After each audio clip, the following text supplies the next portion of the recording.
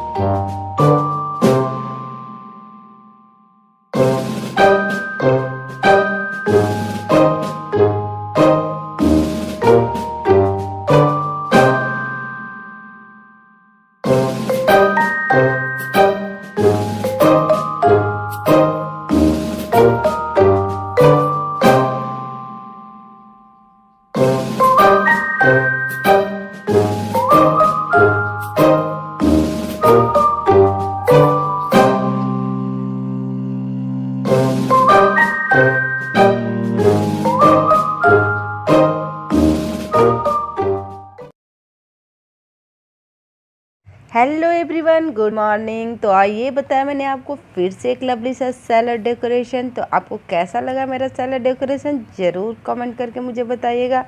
और वीडियो अगर आपको अच्छी लगी होगी तो इसको लाइक कीजिएगा, फ्रेंड के साथ शेयर कीजिएगा और मेरे चैनल को सब्सक्राइब करना बिल्कुल नहीं भूलिएगा, क्योंकि इस पर मैं बहुत ही सिंपल और बहुत ही ईजी सैलड डेकोरेशन बताती रहती हूँ, जिसे आप इजीली तरीके से बना सके।